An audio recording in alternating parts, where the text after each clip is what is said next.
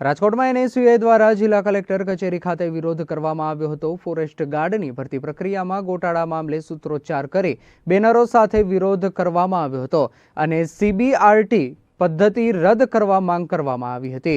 આ મામલે જિલ્લા કલેક્ટરને આવેદનપત્ર પાઠવી રજૂઆત પણ કરવામાં આવી હતી। પોલીસ દ્વારા વિરોધ કરી રહેલા એનએસયુઆઈના કાર્યકરોની અટકાયત કરવામાં આવી હતી।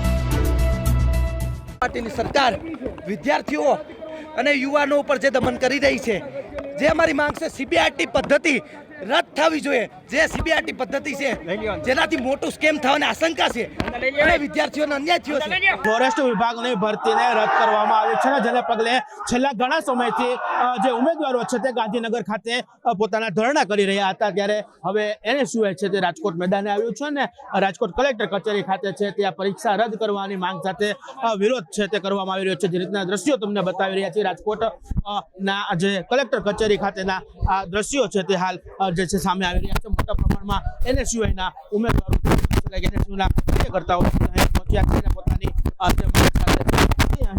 વિરોધ છે આજે કહી શકાય કે જે એનએસયુઆઈ છે તેમની સાથે સીધી વાત કરશું। શું કહેશો, મોટા પ્રમાણમાં આપણી માંગ શું છે?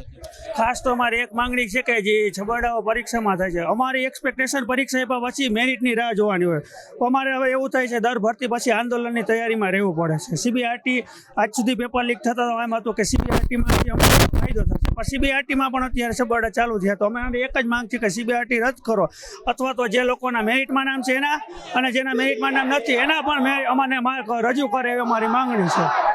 ખાસ કરીને જે રીતે વાત કરવામાં આવે તો મોટા પ્રમાણમાં અહીં છે એનએસયુઆઈના આગેવાનો છે તે ઉપસ્થિત છે। ખાસ કરીને ભરતી જે ફોરેસ્ટની ભરતી છે, આ ફોરેસ્ટની ભરતીનો વિરોધ છે તે ચાલી રહ્યો છે। હાથમાં પેમ્પલેટ રહી જે કહે છે કે ટેમ્પલેટ લઈ અને ફોરેસ્ટની ભરતી છે તે રદ કરવામાં આવે તેવી માંગ છે તે કરવામાં આવી રહી છે। જે રીતના વાત કરવામાં આવે તો રાજકોટ કલેક્ટર કચેરી ખાતેના આવી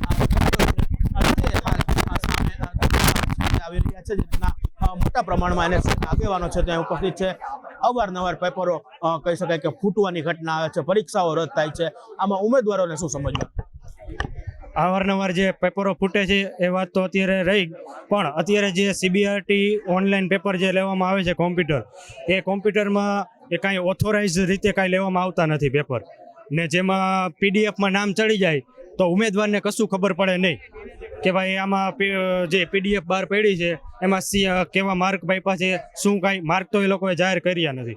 અને બીજી વસ્તુ કે જે કાંઈ લિસ્ટ આપ્યું છે એ ઓથોરાઇઝ રીતે આપેલું નથી, એમાં પીડીએફમાં નામ ચડી જાય કોઈ પણ ઉમેદવારનું તો ખબર પડે નહીં, એટલે ગફલો થવાની ચાન્સીસ વધારે છે। એટલે અમારી એટલી જ માંગ છે કે સીબીઆરટી રદ કરવામાં આવે।